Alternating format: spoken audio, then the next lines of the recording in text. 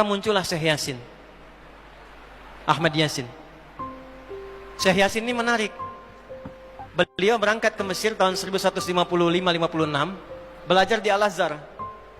Ditangkap oleh rejim pada masa itu karena diduga ikut dengan gerakan Ikhwanul Muslimin.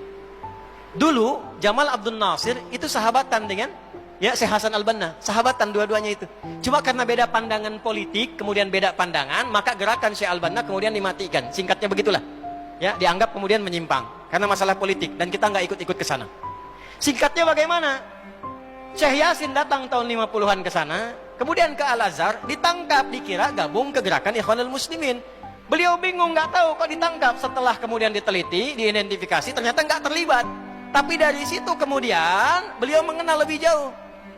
Ikut ke situ, ikut gerakannya, ikut kemudian apa yang dilakukan dari gerakan-gerakan tarbiyahnya sampai pada tanggal 14 Desember tahun 1987 ketika melihat realita tidak ada yang berjuang lagi, sementara anak-anak ditawan, perempuan dibunuh, orang di jalanan ditembak begitu saja, masyarakat dipecah belah, Al-Aqsa semakin digali semakin dekat, tidak ada yang mempertahankan, sementara dunia Islam di luar tidur semua.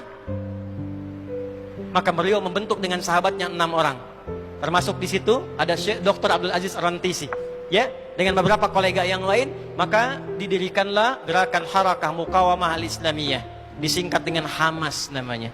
Itu yang sekarang jadi trending topik gitu. Maka dari tahun 80-an itu mereka dididik oleh Syekh Yasin dengan Al-Quran.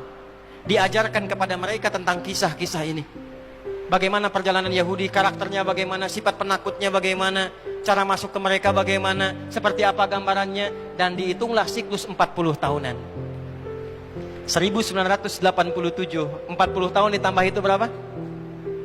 2027. Jadi disiapkan oleh beliau 3 fase di surah Al-Isra yang tadi dibaca, khususnya ayat 4 sampai dengan ayat ke-7-nya.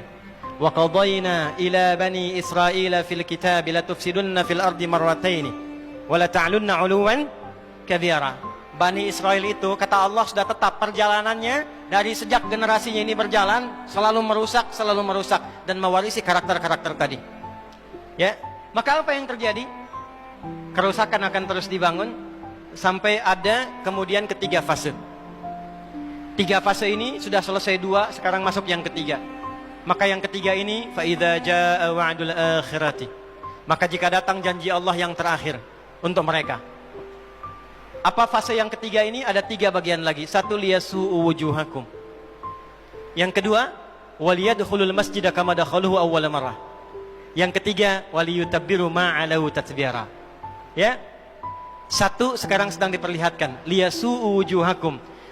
Persis sekarang orang-orang itu seperti di era Nabi yang membayangkan hingga bisa ditembus, bentengnya kokoh, intelijennya kuat, sadapannya di mana-mana. Tapi ternyata dunia yang melihat kokoh itu ditunjukkan oleh Allah hanya dengan bahasa mereka. La syirdimatun qalil. Ini bahasanya Firaun. Ini kan cuma ormas kecil, nggak sebanding. Ormas kecil yang nggak sebanding ini ternyata telah bisa mengintersep semua bagian-bagian itu.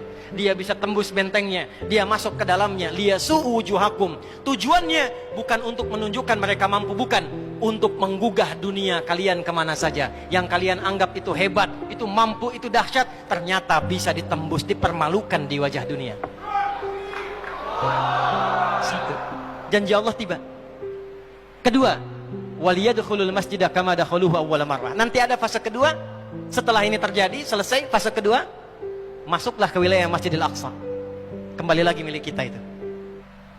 Dihitunglah fasenya 40 tahunan. 1987 fase pertama sekarang berjalan, ditambah 40 berapa? 2027. Itulah fase yang kedua, saat diharapkan paling puncaknya Masjidil Aqsa bisa kembali lagi. Nah, ini bukan main-main, hitungan fasenya.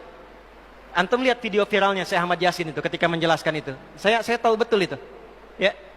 Beliau hitung itu. 2027 ke 2028 dan puncak akhirnya waliyutabbiru ma 'alau tatbira.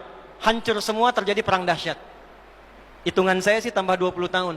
Karena fasenya sampai 100 tahun. 40 tambah 40 tambah 20, 100. Maka 2037. Silahkan cek orang-orang yang ada menghitung di pertahanan sekarang. Antum tanyakan pada yang di Lemhanas, pada di macam-macam. Bagaimana kekuatan dunia pergeserannya saya yakin. Hitungan mereka 2037 terjadi sesuatu yang dahsyat. Gerbangnya sampai 2040, di atas 2040 itulah generasi emas akan muncul. Makanya Indonesia masuk generasi 2045. Itu sudah dihitung. 2030 pembukanya. Makanya sekarang punya visi 2030 semua. Saudi visi 2030, Rusia, Cina, Afrika Selatan, Brazil visinya 2030 dengan bikin bridge itu. Semua visinya ke sana. Dan yang paling dahsyat, hitungan itu secara spesifik isyaratnya sudah ada dalam Al-Quran. Dan ini bukan ilmu utak-atik, bukan viral TikTok. Ingat.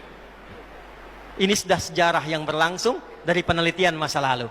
Maka wajar kalau sekarang mereka takut dikepung. Kenapa? Karena ketika Hamas datang dengan pasukannya darat, laut, udara, itu mempraktekkan surat Al-Hasyr yang sudah mereka pelajari bertahun-tahun. Datang lewat darat, lewat laut, lewat udara. Takut mereka semua. Maka dikontaklah kemudian kolega-koleganya. Datanglah kapal induk 2 dari Amerika. Satu lagi datang, Inggris datang, kemudian Kanada datang, Jerman siapkan pasukan. Kenapa? Karena trauma dengan pengepungan. Satu.